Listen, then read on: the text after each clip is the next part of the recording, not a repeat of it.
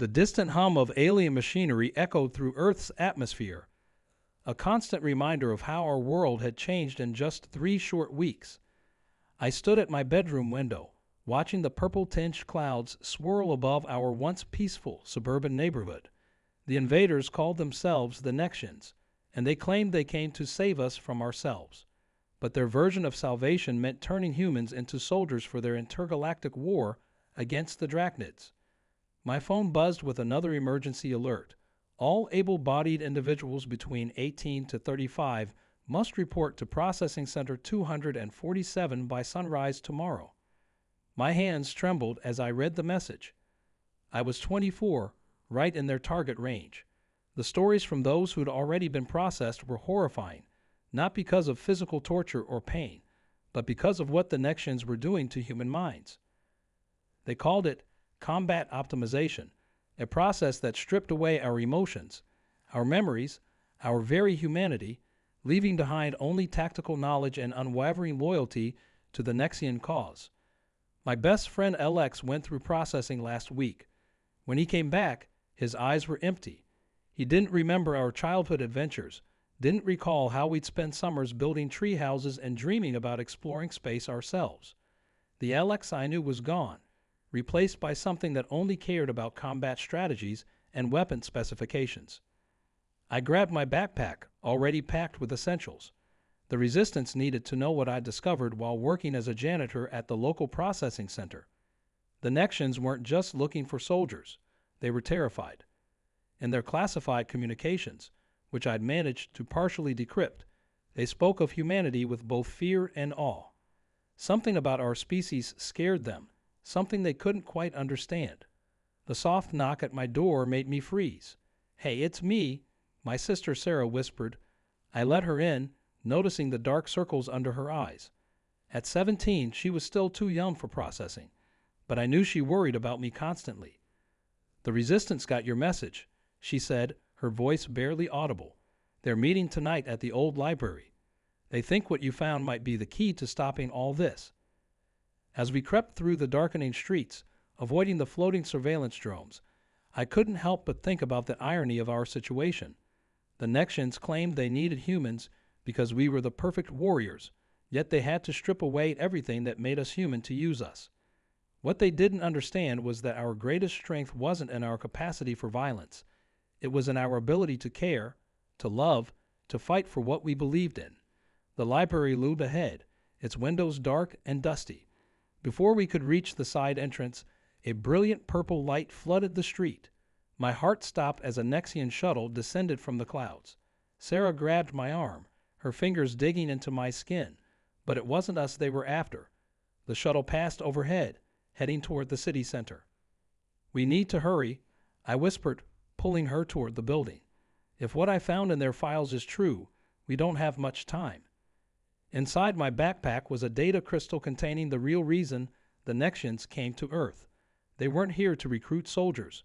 They were here because they discovered something about human consciousness that terrified them, something that could change the course of their war entirely.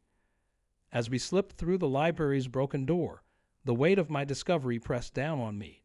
If we couldn't find a way to stop the processing centers, humanity would lose more than just a war.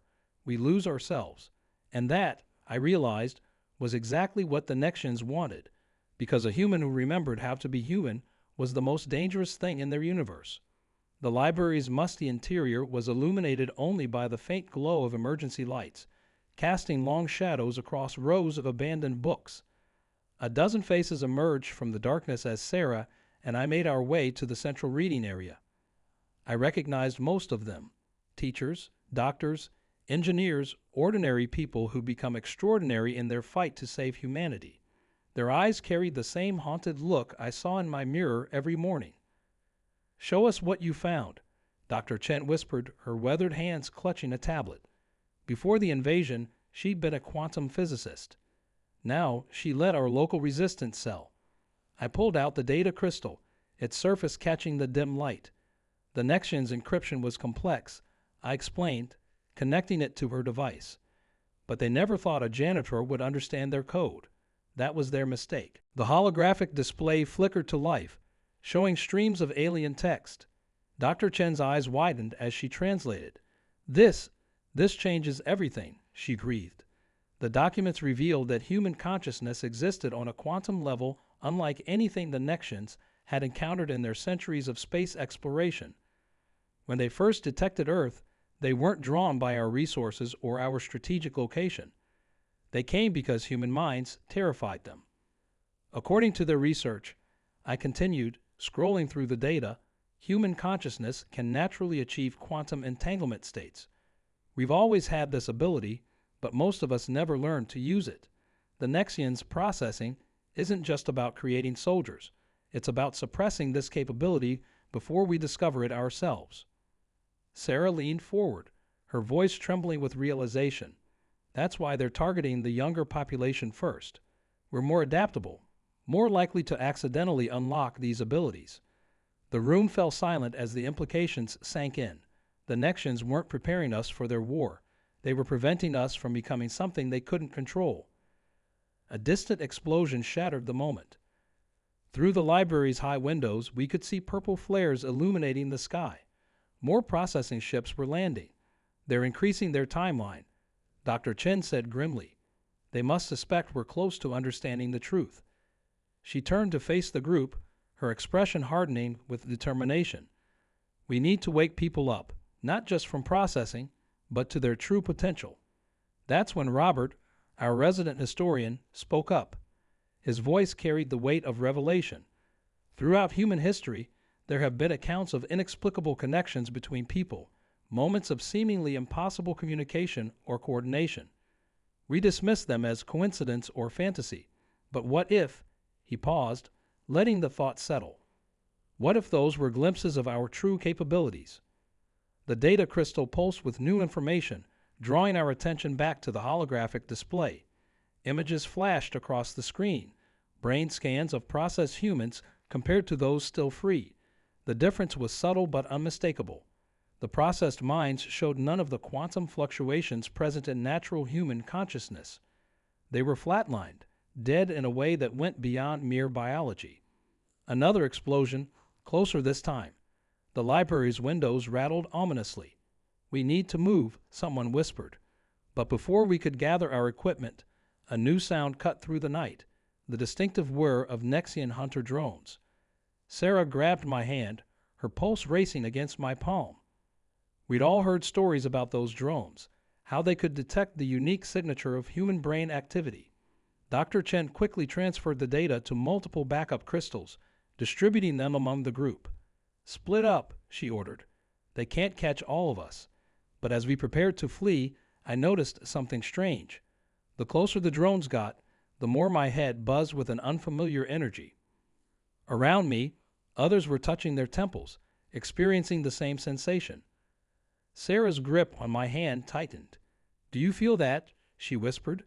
"It's like I can sense everyone in the room." She wasn't wrong. Somehow, I could feel the presence of each person around us, their fears and determination bleeding into my consciousness. The quantum entanglement the Nexians feared, were we accidentally triggering it under stress? The drones were right outside now, their sensors sweeping the building. But instead of panic, a strange calm settled over our group. Without speaking, we all understood what needed to be done.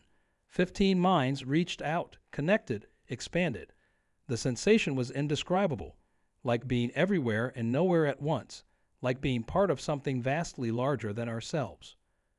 Through our shared consciousness, we felt the drone's artificial intelligence like a cold spot in a warm room. With instincts we didn't know we possessed, we pushed back against their scanning beams. The machines faltered, their systems overwhelmed by something their creators had programmed them to fear but never truly understood. As the drones crashed to the ground outside, their purple lights flickering out, we stared at each other in amazed silence.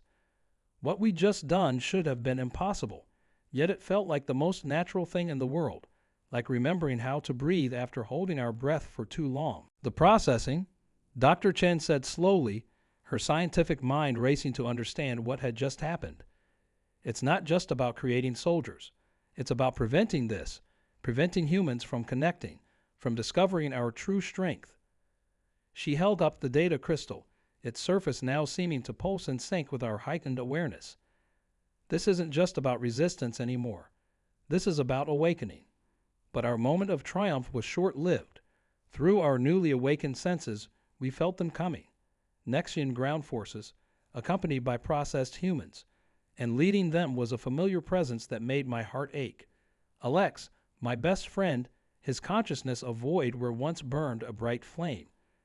His processed mind was like a black hole in the tapestry of human awareness we just discovered. Sarah tugged at my arm, her thoughts mingling with mine. We can't fight them, she projected, not just to me but to everyone. Not yet. We need to understand this power first, learn to control it. She was right. What we'd done with the drones was pure instinct, born of desperate necessity. To truly challenge the Nexians, to free those they processed, we needed more than just raw ability. As we retreated through the library's back exit, I caught one last glimpse of the data crystal's display. There was more there, much more. Secrets about human potential that the Nexians had discovered and feared. But the most important revelation wasn't in their data. It was in what we just experienced. Humans weren't meant to be solitary consciousness, warriors stripped of emotion and connection. We were meant to be something far more powerful, a network of minds, each unique but capable of coming together in ways that defied the very laws of physics. The night swallowed us as we split up, each carrying a piece of the truth and a newfound power we were only beginning to understand. Above us, the purple-tinged clouds roiled with increased intensity, as if the very sky could sense that something fundamental had changed. The war for humanity's future had entered a new phase, and for the first time since the Nexians arrived, we had hope. Not because we could fight them on their terms, but because we were finally discovering how to fight them on ours. The real question now wasn't whether we could stop them. It was whether we could awaken enough of humanity to our true potential before the Nexians processed us into extinction. And somewhere out there, in the void between stars, I sensed that other forces were watching, waiting to see what humans would become once we fully embraced our quantum nature. 3 days after our discovery at the library, the world had shifted in ways I never thought possible. We'd gone underground, literally and figuratively, hiding in the abandoned subway tunnels beneath the city. But while we were physically hidden, our minds had never been more connected. The quantum awareness we'd accidentally unlocked that night was growing stronger, spreading like wildfire through the remaining unprocessed population. Dr. Chen had set up a makeshift lab in an old maintenance room, its walls now covered with equations and diagrams trying to explain what we were experiencing. The Nexians' data shows that human consciousness naturally exists in a quantum superposition, she explained as we gathered around her latest findings. When we connect, we're not just sharing thoughts, we're creating a quantum network that exists outside normal space-time. The implications were staggering. Through our growing network, we could sense other resistance groups across the globe, their minds lighting up like beacons in the dark. More importantly, we could feel the processed humans above us, their consciousness trapped in a state of artificial simplicity. What the Nexians had done to them wasn't just mind control, it was quantum imprisonment. Sarah had become our strongest connector, her young mind adapting to the quantum realm with remarkable speed. "I can feel them searching for us," she whispered, her eyes closed in concentration. "The processed ones. They're like holes in the fabric of human consciousness. But there's something else." She frowned, reaching further. "Some of them are starting to remember." This was our first real hope. Through our combined consciousness, we discovered that the processing wasn't permanent. The natural state of human awareness fought against the artificial constraints, like a spring trying to return to its original shape. But the Nexians knew this too, which was why they were accelerating their timeline. The ground above us shook as another processing center was constructed. We could feel the fear rippling through the quantum network. More people were being rounded up, their minds about to be stripped of what made them human. But now we had a plan, dangerous as it was. "The processing suppresses our quantum nature," Dr. Chen explained, pointing to her calculations. "But if we can generate a strong enough quantum field, we might be able to disrupt their entire system." She didn't need to spell out the risks. Attempting to manipulate quantum consciousness on such a scale could have unforeseen consequences. Through our shared awareness, I felt Alexa's processed mind patrolling the streets above. Each time I sensed him, it was like looking at a photograph of someone you loved, drained of all color and life. But lately, there was something different. Tiny fluctuations in his quantum signature, like a radio trying to tune into a distant station. "We don't have much time," Robert warned, his historian's knowledge giving him unique insight into what we were facing. Throughout human history, every technological revolution has had a point of no return. If too many minds are processed, we'll lose the critical mass needed for our quantum network to function. Our plan was audacious, perhaps suicidal. The Nexians' main processing facility, a towering structure that pulsed with purple energy, was the key to their operation. Their quantum suppression field originated there, spreading out to maintain control over the processed population. If we could overload it with a massive surge of human quantum energy, we might be able to shatter their hold on humanity. But the facility was heavily guarded, not just by processed humans, but by Nexians themselves. And now that they knew what we were capable of, they had adapted their defenses. Their latest hunter drones were shielded against quantum interference, and they developed weapons that could disrupt our mental connections. The subway tunnel rumbled again, closer this time. Through our network, we felt a wave of panic. They were using process construction crews to dig down toward us. Sarah grabbed my arm, her consciousness merging with mine to share what she was sensing. The Nexians were changing tactics. They weren't just trying to find us anymore. They were trying to drive us toward something. That's when we felt it, a presence so alien and vast that it made our quantum network flicker like a candle in a storm. The Nexians had called in their master consciousness, a being of such complex quantum entanglement that it dwarfed our fledgling abilities. Through our connection, we could feel its ancient awareness probing at the edges of our network, testing our defenses. "They're afraid," Sarah whispered, her voice filled with sudden understanding, not just of what we are, but of what we're becoming. They've seen this before on other worlds. Her consciousness stretched out, brushing against the alien mind, catching fragments of memories that weren't meant for human understanding. The images she shared through our network made us gasp. We weren't the first species the Nexians had encountered with quantum consciousness potential, but we were the first to develop it naturally, without technological assistance, and we were developing it far faster than they had anticipated. A new tremor shook our hideout, and this time it wasn't from construction.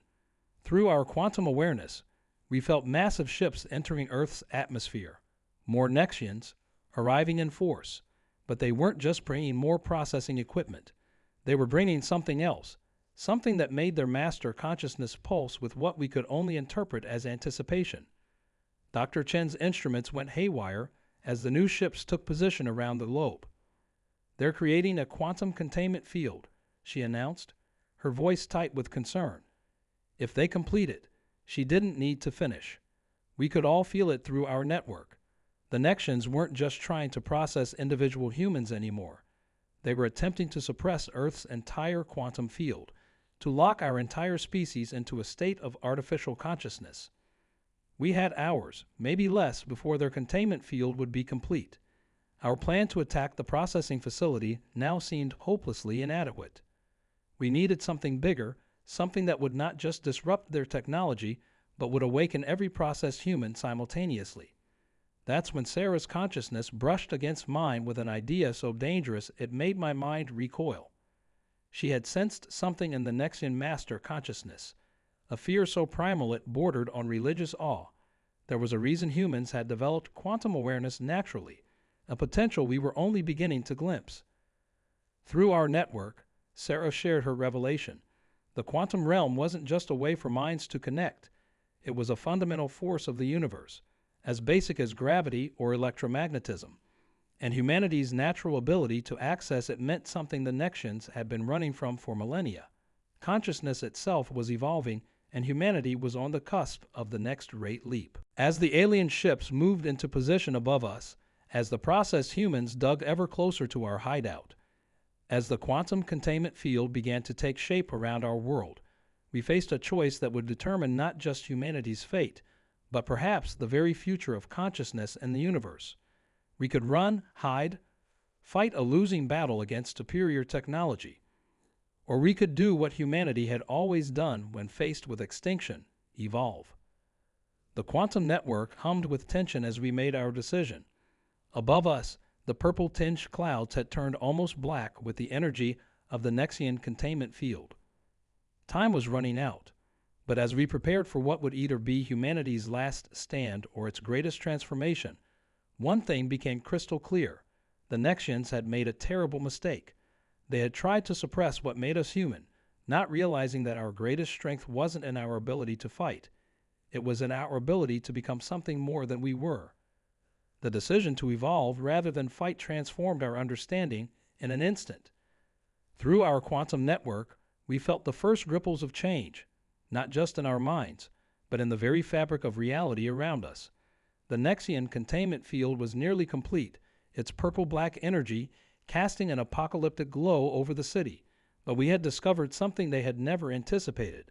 Their field wasn't just suppressing our consciousness, it was providing a framework we could use. Dr. Chen's voice cut through our linked awareness, thick with urgency. "The quantum readings are off the scale," she announced, her instruments sparking with excess energy. "Their containment field, it's acting like a lens, focusing all human quantum potential into a single point." That's when we realized the Nexians' second critical mistake. In their attempt to cage us, they had actually created the perfect conditions for human consciousness to achieve critical mass. A violent tremor rocked our underground sanctuary. The processed humans had finally broken through, led by Alex and others we once knew. But as they poured into our hideout, something extraordinary happened. The quantum energy building up in the containment field began to resonate with their suppressed minds. Through our network, we could feel their artificial programming starting to crack. That's when Sarah gasped, her consciousness expanding with a sudden revelation. "They're not just soldiers," she projected through our link. "The processed humans, they're anchors." She shared her insight through the network. The Nexians hadn't just been creating an army. They'd been establishing quantum connection points throughout the human population, points that we could now use to our advantage. But before we could act on this discovery, the master consciousness struck. Its attack wasn't physical. It was a quantum surge that threatened to shatter our network, filled with images of cosmic horror, civilizations that had reached our stage and destroyed themselves, species that had evolved beyond physical form only to be lost in the infinite quantum realm, the terrible loneliness of being the only ordered consciousness in a chaotic universe. In that moment of crisis, as the master consciousness tried to break us with fear, something unexpected happened. Alex, his processed mind caught between the quantum surge and our network, began to remember, not just as memories of our childhood, but something deeper, genetic memories buried in his quantum consciousness, echoing back through generations of human evolution. Through him, through all the processed humans, we saw the truth. Humanity's quantum potential wasn't a random mutation or a cosmic accident. It was a deliberate seeding left behind by something far older than the Nexians, waiting for the right moment to awaken. The processed humans weren't just anchors for the Nexians' control. They were keys to unlocking humanity's next phase. The master consciousness recoiled as this knowledge spread through our network. We felt its ancient certainty waver, replaced by something we never expected to sense from such a powerful being: hope. For millennia, the Nexians had been searching for a way to escape the quantum dead and their technology had led them into. They hadn't come to Earth to conquer us. They had come to force our evolution, hoping we would succeed where they had failed. But their forced method was destroying the very thing they hoped to achieve. True quantum evolution couldn't be processed, programmed, or contained. It had to emerge naturally, through the complex dance of billions of connected human minds. The containment field, designed to suppress us, was about to become the catalyst for something unprecedented. Sarah's consciousness brushed against mine, sharing a plan that was both brilliant and terrifying. The processed humans, spread throughout the population, could act as quantum amplifiers. If we could awaken them all simultaneously, their combined consciousness would create a cascading effect through the entire human species. But the energy required would be enormous, and the risks were beyond calculation. Above us, the Nexian ships began to shift position, their controllers finally understanding what was about to happen. The master consciousness pulsed with a complex mixture of emotions, fear, excitement, and something like parental pride. They had wanted to control human evolution, to shape it according to their understanding. Instead, they were about to witness something entirely new. Through our network, we could feel it building, a quantum resonance that encompassed not just minds, but the fundamental forces of reality itself. The processed humans, their consciousness suspended between artificial suppression and natural quantum states, were beginning to vibrate with possibility.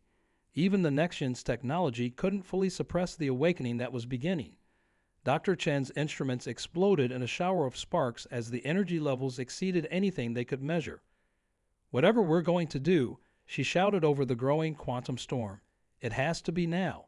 The containment field was nearly complete, its purple-black energy pressing down on our world like a smothering blanket. That's when Alex, still caught between processed and natural consciousness, shared something through the network that changed everything.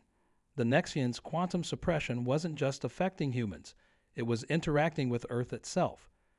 Our planet, like its inhabitants, had its own quantum field, a complex web of energy that we were only beginning to understand, and that field was responding to our awakening. Sarah's eyes widened as she grasped the implications. "We're not just fighting for humanity," she projected through the network. "We're fighting for Earth's consciousness, too." The planet's quantum field had been subtly guiding human evolution all along, preparing us for this moment. The Nexians, in their technological arrogance, had completely missed this deeper connection. As the processed humans pressed closer, as the containment field reached completion, as the master consciousness watched with ancient anticipation, we faced a choice even more momentous than before. We could try to awaken humanity alone, or we could attempt something far more ambitious, a quantum leap that would unite not just human minds, but merge our consciousness with the very planet that had shaped us. The risks were unimaginable. If we failed, we wouldn't just lose our individual consciousness. We could disrupt Earth's quantum field itself, potentially destroying all life on the planet. But if we succeeded, through the network, we caught glimpses of possibilities that defied comprehension. A planetary consciousness awakening, humanity evolving into something that could reshape reality itself. Time seemed to slow as we made our choice, the quantum energies building to impossible levels around us. The Nexians had come to Earth looking for the next stage in conscious evolution. They were about to witness something far beyond their imagining, the birth of a consciousness that encompassed not just a species, but an entire world.